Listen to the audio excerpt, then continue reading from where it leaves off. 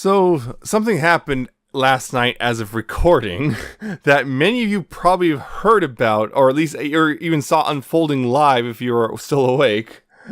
Someone stole a plane from SeaTac Airport and took off and flew around for a bit before crashing. Yeah, took it for a joyride. And also they scrambled F-15s to go get him. Yeah, right over the house.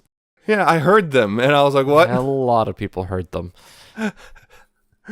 Someone stole a plane and went crazy. It was a Q400. Yeah, it was a Horizon Q400. It's a dual plane. prop. From Alaska Airlines, Horizons thing. Yeah, Horizon Q400 from Alaska Airlines. Yeah. Took it for a joyride around Rainier. And then crashed. That was a little local thing that was like crazy. Yeah, that was an interesting night. Yeah, it was just kind of like sitting here and like, why do I hear military jets? Yeah, why do you hear warbirds head overhead?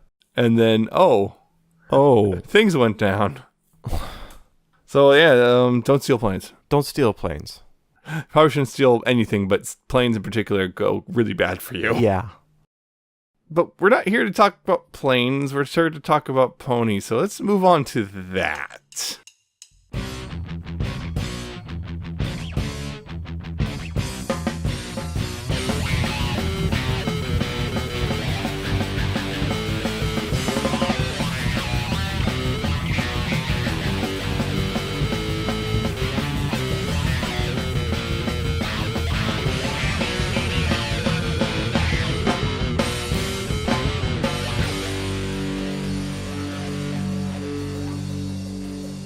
Hello, and welcome to another episode of Pony 4-in-1. This is episode 232 for the week of August 12th, 2018. I am Nemesis, and I am joined, as always, by Alca7raz. Yeah. Yep.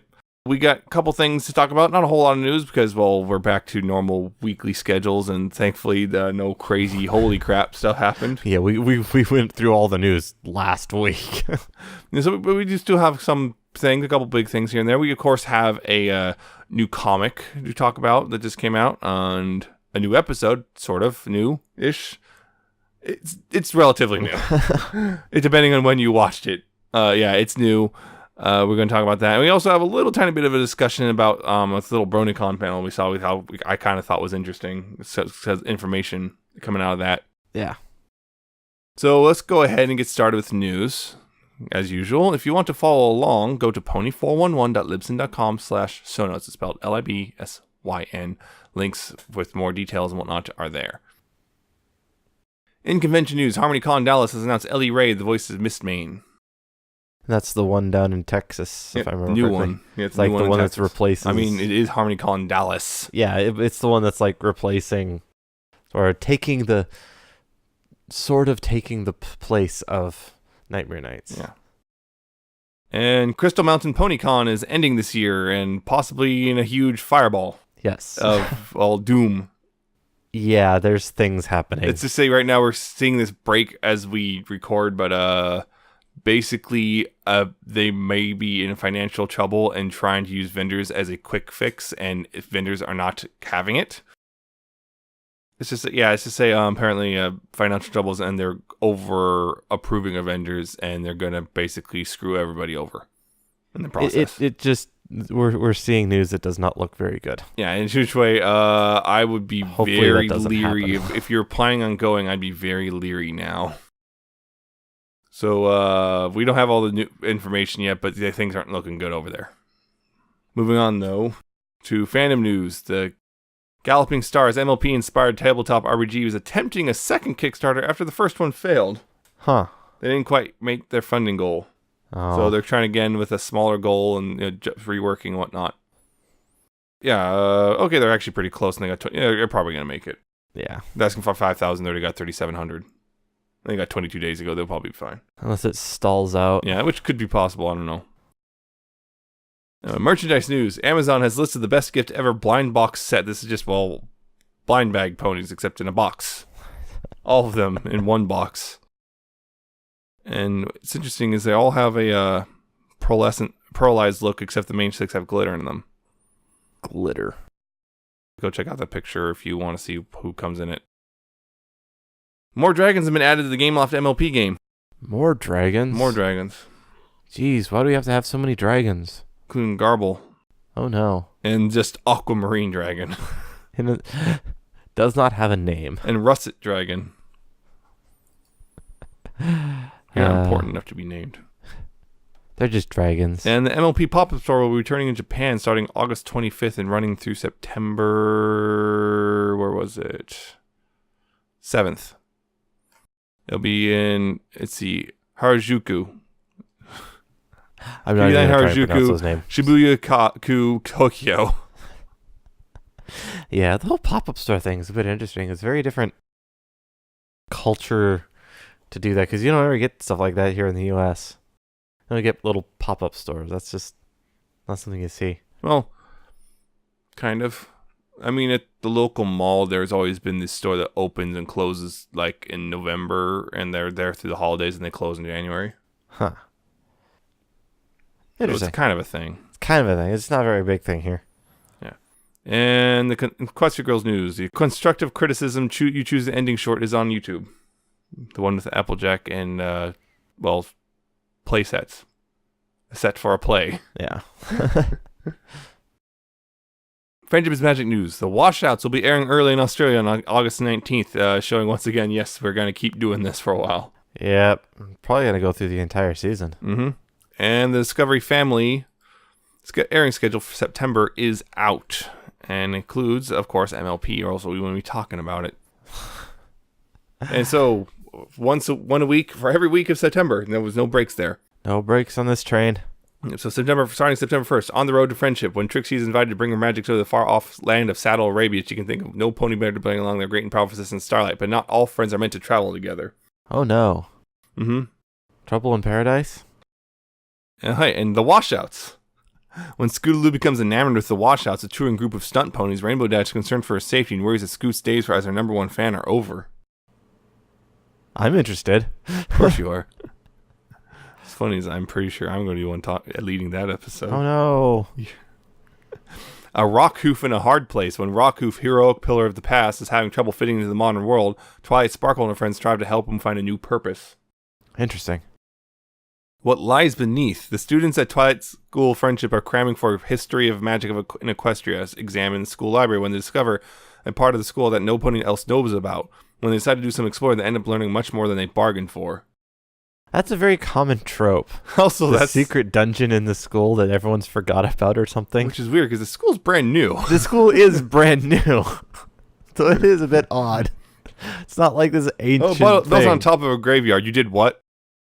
I didn't put this here. It grew on its own. And sounds of silence. Fluttershy and Applejack journey to the edge of the map on a friendship quest to help a group of pony named Kieran, who are so afraid of hurting each other's feelings they've taken a potion of silence.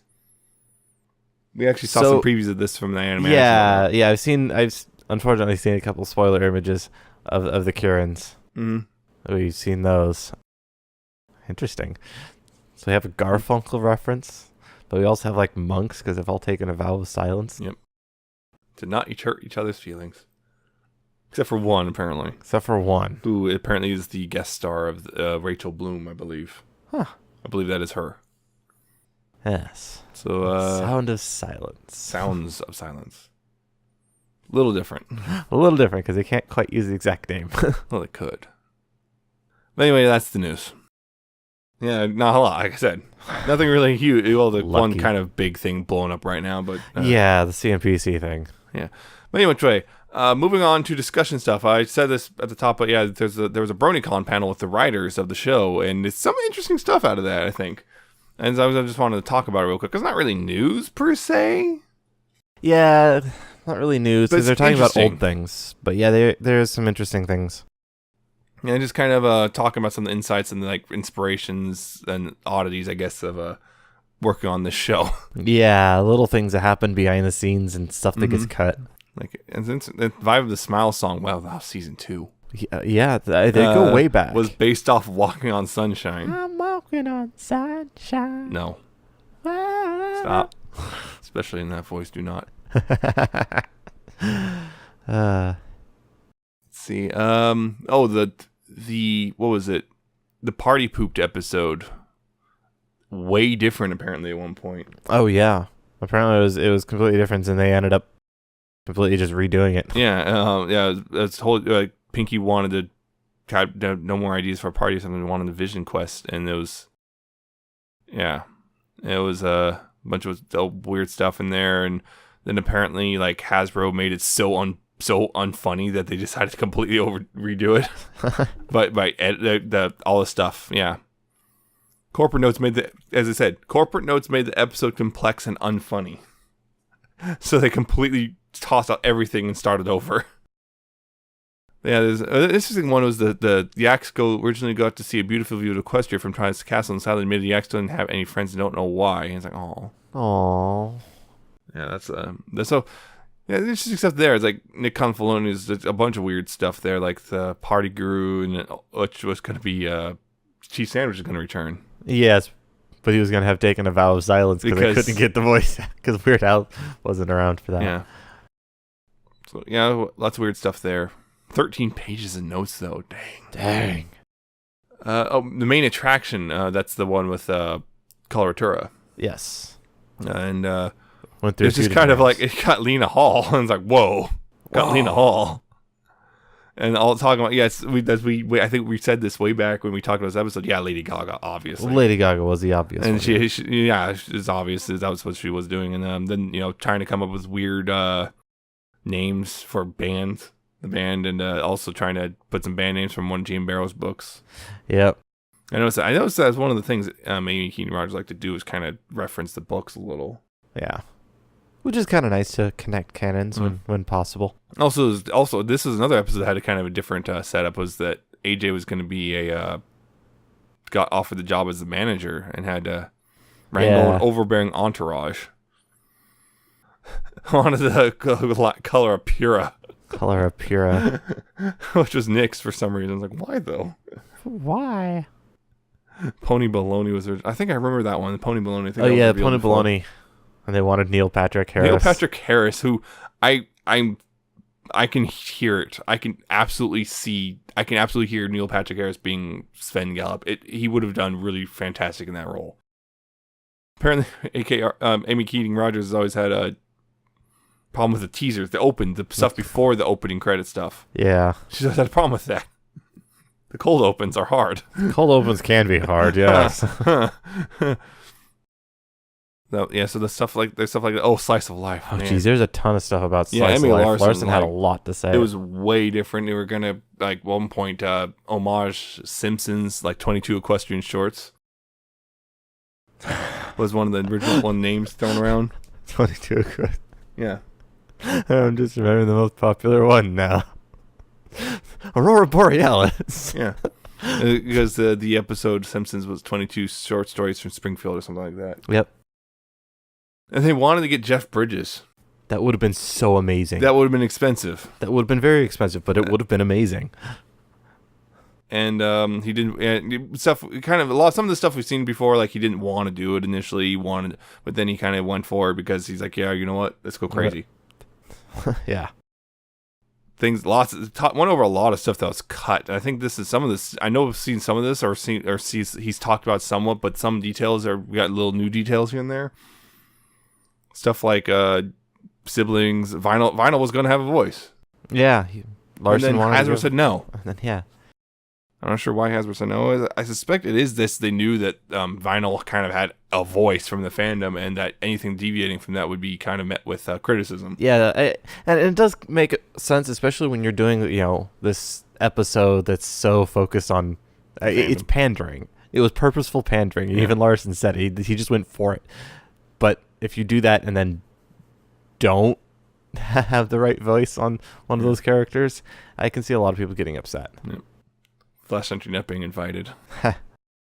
Yes. Perfect. Let's see. What was it? Two background ponies who look exactly the same but with different colors meeting. Yeah, a palette swap meet. Apparently, Emmy Larson had to actually email the higher ups to say, "Hey, you're removing all this cool stuff. You're making this lame and boring." Actually, I had to tell them, "No, I'm not going to do what you want me to. It would be You're making stupid. it suck. You're making this suck." And then, okay. Anything will occur. Let's see. Oh, and then there's a Q&A and stuff. That was a cool. Someone said, "How would Emily Larson write Starlight Glimmer become an Alicorn?" Quit. Oh, Nick admitting he's not good at the pony pun stuff. Oh yeah, some people just aren't good at coming up with puns. I'm not very good. Yeah. I mean, now and then I'll come up with one, but I'm not that great. Yeah, Nick was surprised to discover, unlike other shows, scripts tend to stay the same and not much changes towards the end. Like a lot of shows will have a lot of improv stuff, and that will get through, but this one doesn't often. Yeah. Although I believe Tabitha's starting to get more and more stuff in based on what we've heard in the show. Yeah. The Lebowski ponies, those are Emily Larson. Yeah, that was Cutie Pucks when they first appeared. Yeah. Yeah, I think so. Oh, this was interesting to me. Show started out with writers being assigned concepts. Then they went to pitch meetings for a while where everyone came up with their own thing. And now it's back to assigned concepts, apparently. But what's interesting is Nicole the Book recently was on Twitter talking about how they're talking about story pitches. So it's like, did they switch right back to pitch concepts again? Yeah. Or if it's how do you based on define who's running the show? Like their personal preference. Yeah. It's... And what do you mean by what does she mean by pitch meetings? Are you pitching it to the writers, or are they pitching it to themselves? Or it might be they pitching. Oh, this was the concept. This is my pitch of how I do it. Yeah. So I guess it depends on how you do define those terms. Another interesting thing that came out here, I think, was how they're going to originally do Luna. Oh yeah. She's going to be Aubrey Plaza. April. In Parks and Recreation, she's going to be like her, a lot like her, and they say that Hasbro's notes improved the character a lot because one of the things was they wanted her to feel like she's just someone who's lost and awkward, mirror out of time. Yeah, just kind of lost by what the heck is going on here. Yeah, if I've been away for 1,000 years, I have no idea what the heck is going on anymore. So it's like they say that improvement. Although I would like I want to see it. This April version of Luna. I want to see it. And the fandom has sort of done things similar with Luna. And actually, I think someone pointed out that kind of the comic version of Luna is a lot like this version. A bit, yeah. Not quite that same level, but she's definitely more sarcastic. Like yes. Although the sarcasm has definitely appeared a lot in. So I think echoes of her are still around. Yeah. It's just not like 100% what they Lauren Faust initially wanted to do. Yeah. Oh, and then again, more about the Fame and Misfortune episode and Emily Larson. How now, which is weird because I remember he's at that one convention where he said he hated the episode that he wrote. Now he's saying it's just the ending he doesn't like. He's like, which I guess things have changed. He's changed his opinion since then. Yeah, I mean, changing the ending can completely change the. No, not changing the ending. He's talking about. Yeah, but if you were to change the ending, that could completely change a lot of how the episode feels. So I could understand going, it's not the whole thing I don't like, it's just the ending. I remember he said someone asked him what he didn't like about it because he said he didn't like it. And he said the beginning, the middle, and the end. It's like oof. Ugh. Okay, I just remember he just talked about his whole fight about that one. Yeah. The way that was several cons ago. I think it was last year. We were talking about how he wrote a totally different thing, and they're like, "No, do it the way we told you to do it." It's like, fine, I guess. Diamond Chiara, be nice to see her again. Yeah, definitely not tied up in Hey Kiara's basement. That's a little weird, Amy. It's a little weird. Yeah, it's Amy. Yeah, Ready for Equestria Girl is not exactly that much different. I mean, it's essentially the same character. It is essentially the same. Nick, that's the thing, is he thinks Equestria Girls is kind of inherently dumb. But not, it's... I'm just like, this is weird. I don't know. It's a kind of weird take to me. Because, like, it's the same characters. I think it's not... I'm not sure. I'm wondering how do you define a little dumb? I mean, not... Well, he said inherently a little serious, dumb, but, I guess. It's... But his thing was these characters work in a fantasy but not really in high school. I'm like, really? Are you sure? Because the good characters should still work regardless of the setting. You know? I feel like they work just fine. But I mean, they are... I think it's just they play with things a little bit looser there. Well, yeah, I mean... It's less serious. Well, the whole show's never been that serious. I know, but I think that's what they mean here. I don't know. I'm wondering if the note taker here for this article is kind of like skipped over a couple things. Maybe. Something weird. I'd like to hear like a recording. Yeah, because something's weird about this one. Because it's like, well, I don't really. This whole idea of the characters don't work in this world is like, but they work just fine in this world. Yeah. You have to make a couple tweaks, like certain things, just because just inherent differences. But I don't know. I've always had a weird thing because like it's the thing is Friendship's Magic tends to be the ordinary in an extraordinary world. And that's its whole thing for the most part, except for, you get to like the premieres and finales, which are big, crazy things. But for the most part, it's ordinary situations, but extraordinary world. Is the question goes the opposite: extraordinary situations in an ordinary world. Yeah. So it's kind of this weird switcheroo. So I don't know.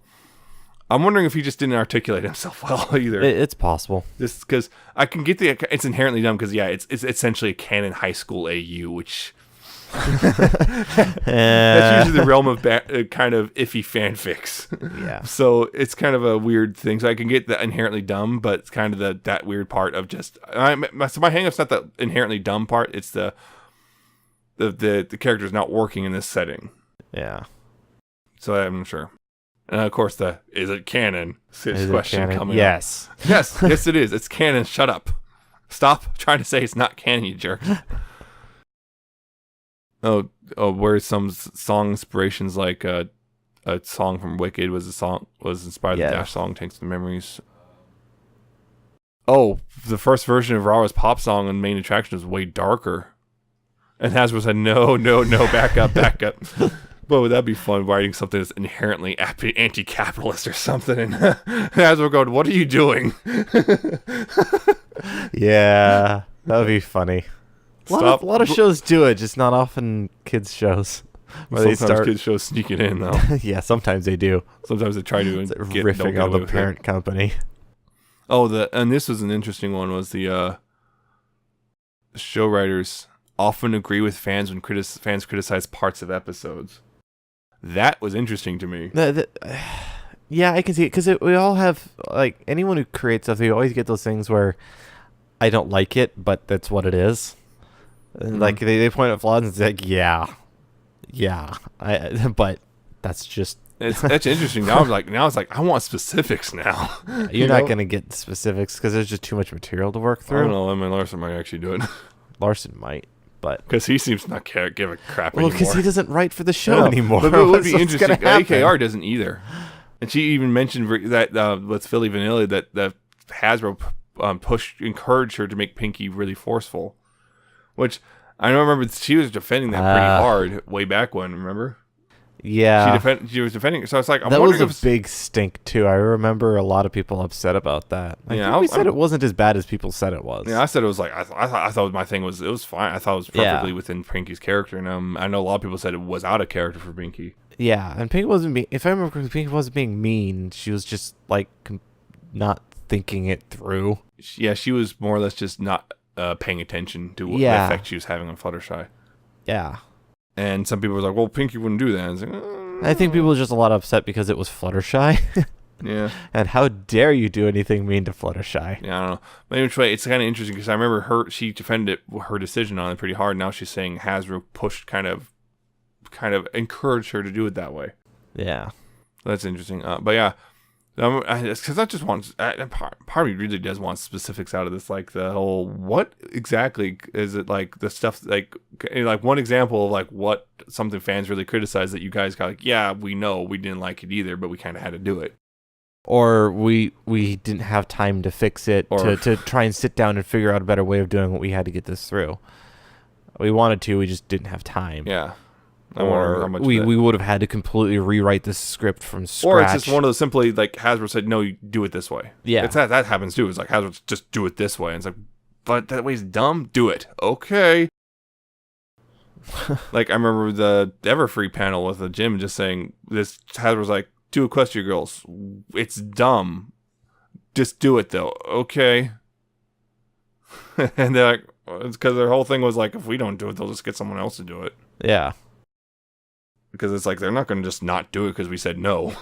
It's going to happen one way or the other, so might as well do it so no one else can mess it up. So at least we know, we at least have some idea what we're doing with this material. Some degree of control rather than, oh God, what are they doing over there? Let's give it the Johnny Test team. Oh! Oh god, that's still DHX though. Well, animation-wise. Yeah. And then they pass it to Trigger. Oh, good lord. Oh, good I want to lord. see Trigger do an Equestria Girls series. Kill Trigger or Little Witch Academia Trigger? Yes. Oh. Yes. I want to see them both. Hey, the LWA one, that actually is more plausible considering there's already some crossover there, at least with comics. Yeah. But anyway, it's interesting stuff in there. Just because I noticed whenever they start admitting that they messed up, it takes a couple years before they do so. Yeah, well, I know, it's just interesting to me that there's always this, like, if you wait 2 years, they'll eventually admit that, that was not as good as they were hoping for. Right? Whereas this, like, when it's, even if it's only a few months old, they'll either keep radio silence or defend it. And they'll make it into a joke. Yeah, there's a number of reasons that can be. You know, but it's just interesting. It always seems to be 2 years. It's like 2 years later, boom, there's the apology. Like, maybe what? That's a statute. That's a statute of limitations. Weird clause in the contract. 2 years is about standard for like NDAs. 2 or 3 years. No, of course, the other ones you may never ever talk about it ever, regardless. Non-disparagement clauses. Yeah, those two. Because I remember it took them 2 years to admit they may have messed up with Flash. They might have messed up. Yeah, but you don't ever want to speak bad about your employers or your work. That is, I know, this is kind of odd. It's always 2 years. Yeah. Or so. But there's also as you have time to look back on it and move on. Yeah. You start your perspective on things weren't change. They were right, weren't they? But you also get the other way around. Heck no, they were wrong. Wrong. I don't know, but anyway, yeah, it's kind of interesting. If we kind of skimmed over some of it, if you want to go look at some of these highlights yourself, we put a link in the show notes so you can check it out. Yeah, it's more, like I said, more stuff. So go check that out when you have the time. Anyway, moving on, we do have a comic, brand new comic, issue 69. Nice, Friends of His Magic. Yeah, and this one is written by Paul Allore with art by Tony Cusisto, which is pencils, and colors by Heather Beckel. In which Pinkie's trying to plan a party, and she's just trying to make it really amazing, and then she winds up eating a golden apple, and apparently that gives her the ability to grants every wish she makes because she's pure. Yeah, I guess. If your grants the wishes because of pure intentions. If you have pure intentions, and the problem is it causes absolute madness. And that's pretty much the issue. Pinkie's causing everyone trouble because she's not really thinking about what she's wishing for. XK class end of the world scenario. Yeah, well, not quite that bad. Not quite. They diffuse it. It doesn't actually end. Yeah. It's an interesting issue. It is. I'm not entirely sure what to think of it because it kind of almost... It's weird because it kind of plays with the same sort of concept that one issue way back when the... Pinkie's in Discord place thing kind of plays the same sort of weird concept, except a little bit lighthearted different. Comparatively. So it's kind of weird. I don't know. It's interesting, but it's just a little strange at times, and not because Pinkie's strange. It's just kind of like, I mean, it does give us a lot of opportunities for goofy little. Bits and whatnot in this episode, issue. No, you're doing it. It's your fault. I'm rubbing stuff off. Like the I'm an influence. The chocolate road. Chocolate road. I wish it wasn't liquid. Oh, whoops. Oh, God. You're still stuck. And then Golden Harvest died. Or this happiness is mandatory. Happiness is mandatory. What is that a reference to? That Weird Al. Is it? Oh yeah, one thing. I think so. So yeah, and also Dash now hates balloons. Oh, apparently yes. So it's kind of interesting. Also, they did a nice little with the flashback. They did this weird sepia tone thing for the entire flashback. Was like, that's interesting.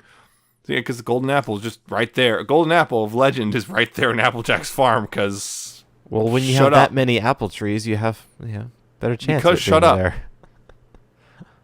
Just shut up about no. Just don't think about it too hard. Don't think about it. If anyone can grow the golden apple, it's going to be the Apple family. Well, yeah. But it's fun. It is. It's just kind of weird. It can be a little bit weird at times. I still think it's good. I like it. It's fun. It's just kind of an odd one. It's like, yeah, sure, pick it up, but just know it's not nothing really big or deep or particularly, nothing really complex about it either. It's pretty straightforward. But it's a fun ride, I guess, but just kind of an odd one that isn't quite, it's kind of shallow but fun. There it is. There we go. That's the comic. So we'll go ahead and just move on to the new episode, which is Friendship University. So to summarize real quick, see Twilight and Rarity are in the school talking about stuff, and then Cozy Go comes in with a flyer and whatnot saying, oh, hey, look, there's a new friendship school opening in Las Pegasus called Friendship University. And Twilight's like, what? So they have to go investigate, and turns out it's being run by Flim and Flam. And of course, they're immediately suspicious because it's Flim and Flam.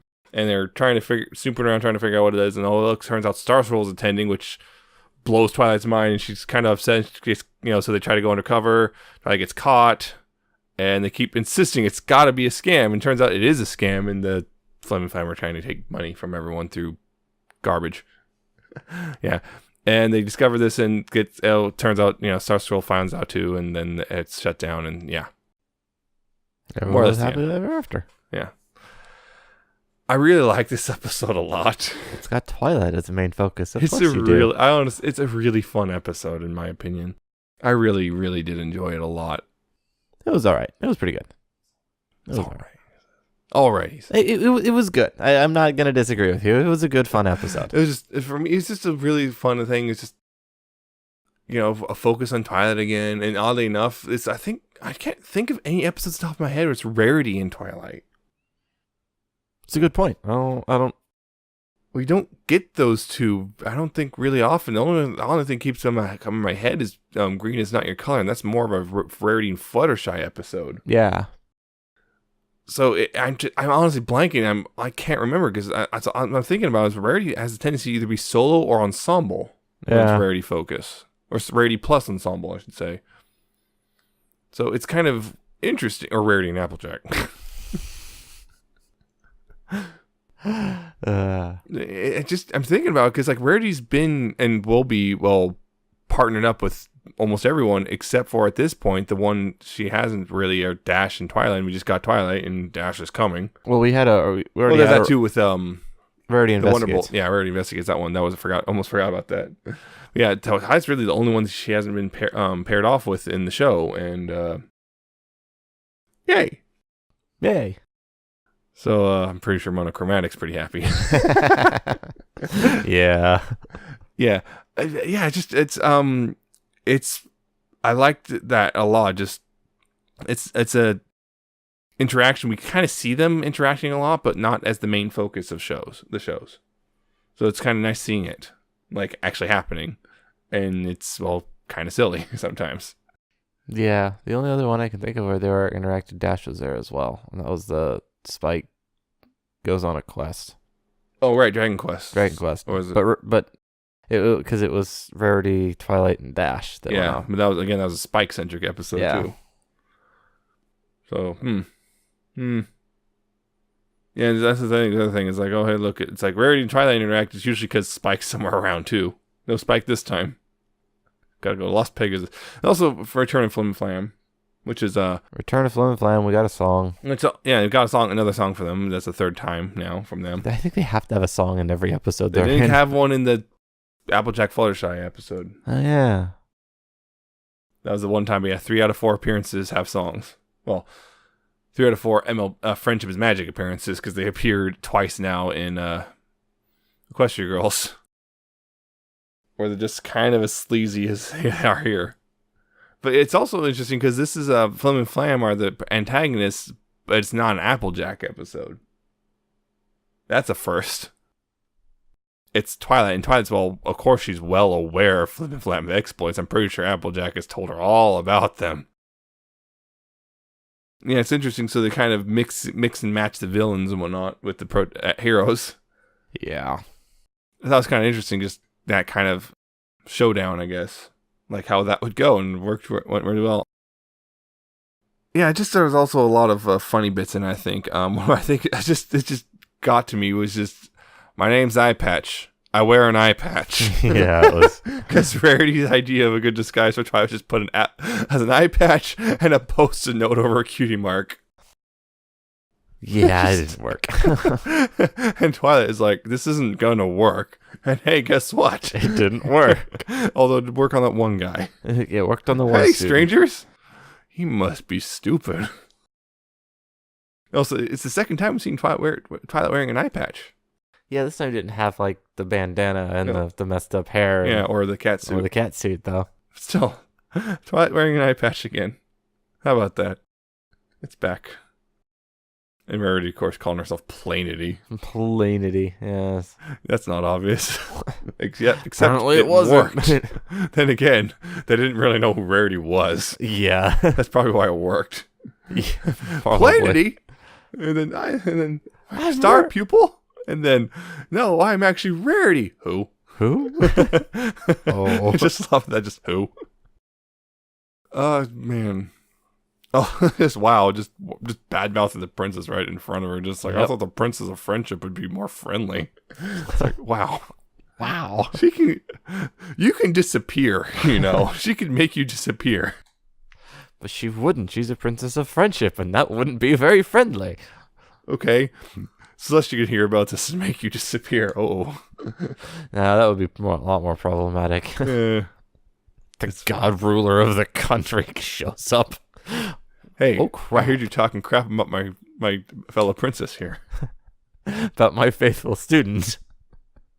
Oh no. Oh no, I messed up. I have done things wrong. This is not a good thing. But yeah, it's also Starswirl coming back. It's like finally seeing the pillar, well, at least one of the pillars again. Yes. Like, oh yeah, what happened to them? They just kind of were disappeared after season 7. Yeah. And we also know Raku's coming back because of the upcoming episode synopsis. So it's nice. Of course, I think one people really want to see come back with Somnambula, but... Oh, yeah. I'd love to see Somnambula come back. And I get Miss Main to agree. And yeah, because Miss Main had pretty interesting stories. Be nice, but it's kind of like, oh, Raku. Yay. Yeah, Starswirl. It's wow, nice you're mean. People found Raku boring. He's kind of the most boring of them so far. He's got probably the shallowest story. Yeah, but anyway, Starswirl coming back and just studying, and it's just, as he said, I wasn't here for the school. I just kind of happened across him when I was coming through here. Yeah, sure, why not? And yeah, Twilight was a little upset about this. It was interesting. Like, yeah, Twilight is a little upset about this. She was. She's probably a little jealous too. Yeah, she was a little jealous, but she was also right. But she's still kind of jealous. Yeah. It is interesting because we always have the thing about, Starswirl was good for this, just not because, kind of an idol for Twilight, because his whole thing when the season 7 finale was he assumed the worst of Stygian. And he just, his whole thing was once a villain, always a villain. So his whole thing was reprimanding Twilight here for, well, you taught me that, ponies can change. Yeah. Yeah, and that's sort of like. But this time, Twilight was 100% getting correct because no, they haven't changed. Yeah, that's one of those lessons. People do change, and just because someone has done things wrong in the past, timely. Just because someone has done things wrong in the past doesn't mean that they will always do something wrong. Yeah, and sometimes they can change and they can become good people that you can trust. Yeah, and sometimes they'll apologize for it and become a good person, then someone will dig it up 6 years later and try to throw it in their face again to get them fired from something. Yeah. Yeah. But there is also the other side of that. When someone has done things wrong multiple times, and you want to give them the opportunity, but you also want to, you can't just always trust that they're going to be, when you have a bad reputation, you kind of watch for it. You have to find that balance. Mm-hmm. It's like you're known to be doing these things, and like especially with Flim and Flam, You are known to run scams. So when you start something you're new, a repeat offender.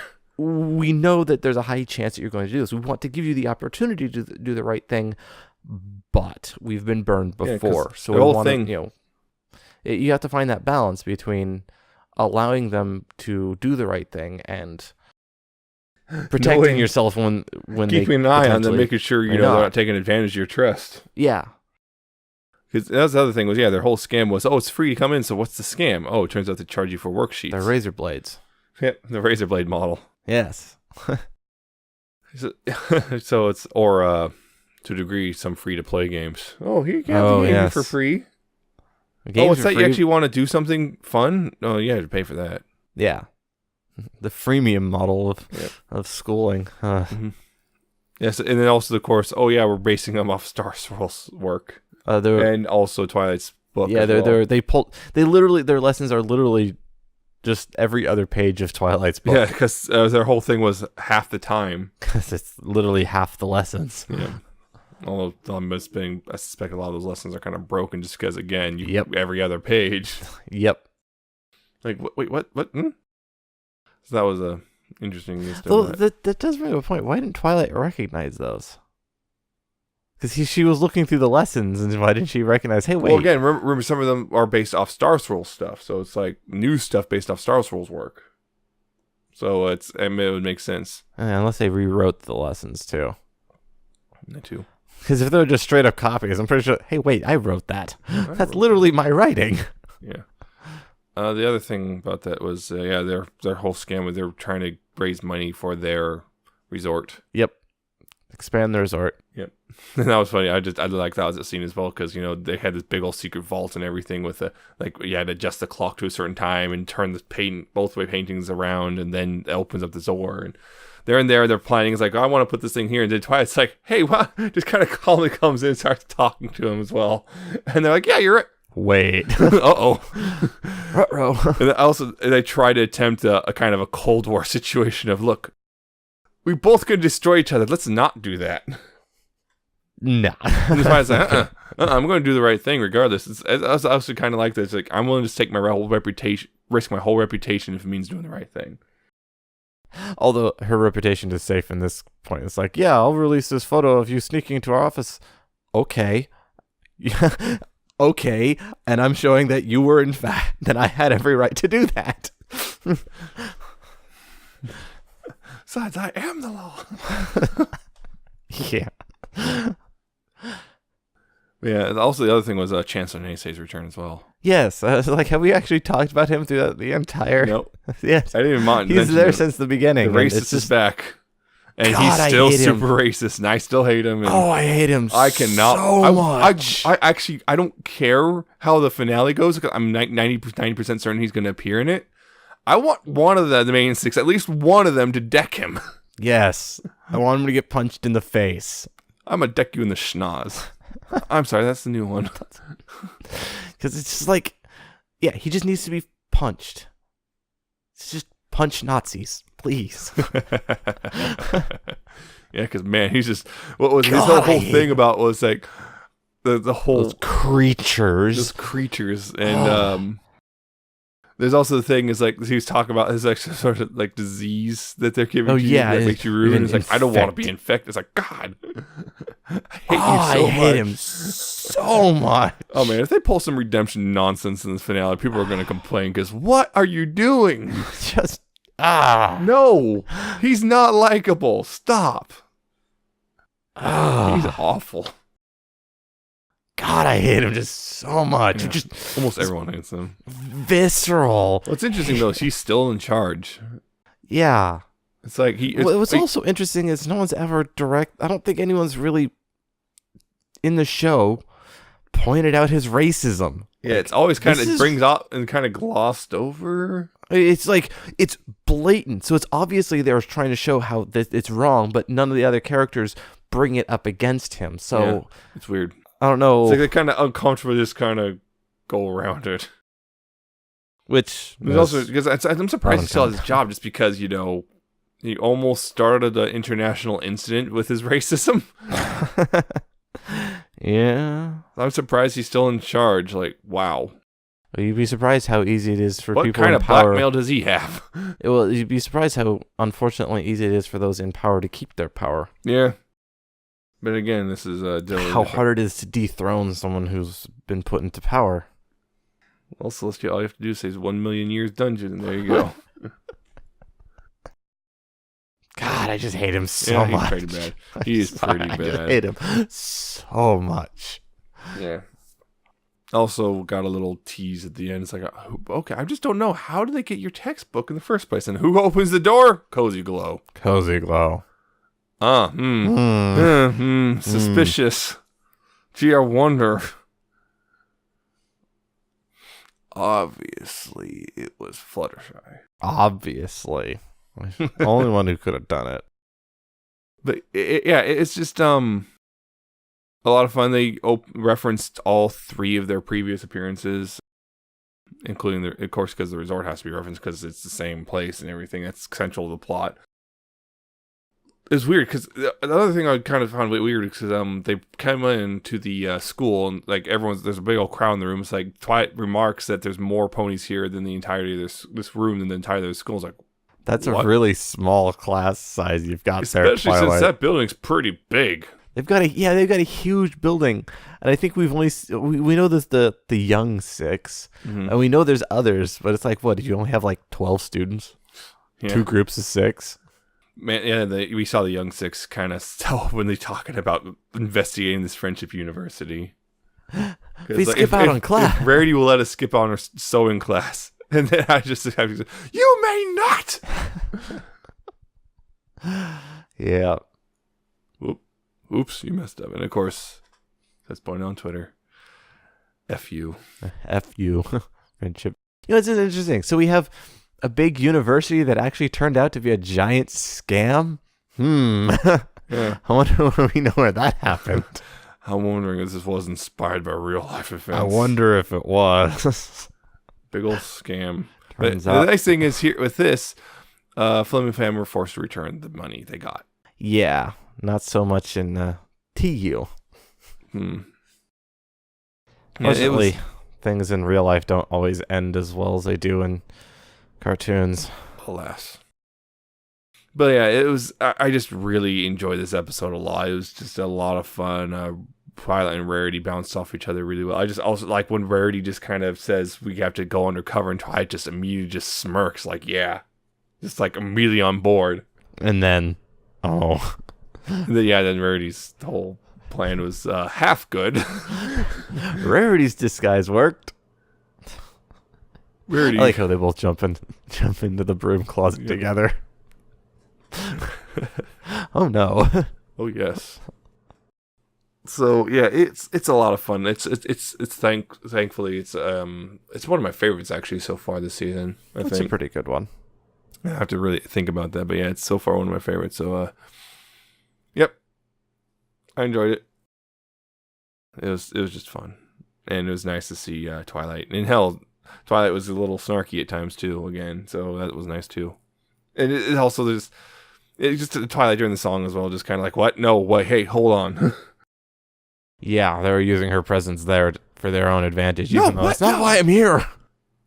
I did not endorse this message. But yeah, it's fun. It was fun. I guess that's it for that. Fan content, nothing. We got nothing. Nothing. No music, no fanfics, no updated fanfics, nothing. It's empty this week. I'm not used to only having 1 week. Yeah. But actually it might be a blessing because we're already running kind of long. So yeah, we did kind of ramble on about some things. BronyCon in particular. Yeah. BronyCon stuff anyway. Amazing. 2 weeks in a row where you just kind of go on about BronyCon for a long time. BronyCon stuff for a while. Yeah. But anyway, so that's the end of this episode. If you enjoyed it, you can listen to past and future episodes at pony411.libsyn.com. Again, it's spelled Libsyn. You can also go to youtube.com/pony411 and, like, comment, subscribe there, and click the notification bell, which sometimes apparently doesn't even work now anymore. Thanks, YouTube. You can also go to Stitcher.com with the iOS or Android apps. There's iTunes. Search for Pony411 there and rate and review and subscribe. There's Google Play, play.google.com/music, and subscribe there and whatnot.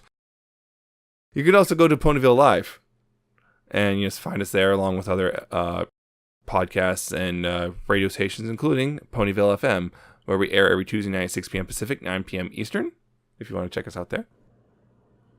And you could also contact us on social media. There's, email as well. There's, pony411podcast@gmail.com. Questions, comments, criticisms. What did you think about this episode? Did you like it? Did you hate it? What going, somewhere in between? How racist is Chancellor Neighsay? He's very racist. How much do you hate him? Do you want to punch him in the face? Yes or no? Things like that. You could also contact us on facebook.com/pony411. Like us there. You can see new episodes as they show up on there and new reviews. Because those are also on YouTube. We just put up a new one. The Starlight and Trixie figure is one up. If you want to see that, check that out. Yep. Oh, yes. He did a review for the first time in a long time. Yeah, I'm rusty at that. It's fine. It's fine. Of course, you could also check out our Twitter. We're at Pony411. That's where we usually say things and whatnot, including observations we kind of realize at 9 o'clock at night. Whatnot.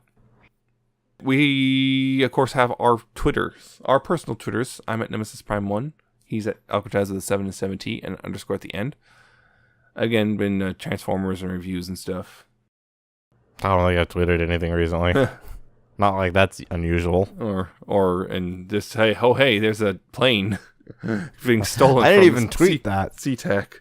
I just have a whole bunch of Rainbow Dash. Gross. The best. What are you talking about? The truth, that's what. So, that's it. Tune in next week. We'll be talking about the next episode, which I believe, the End and Friend, the Rarity and Dash episode. So, we'll see you then. Until then, though, please pony responsibly, guys. Yeah. Bye.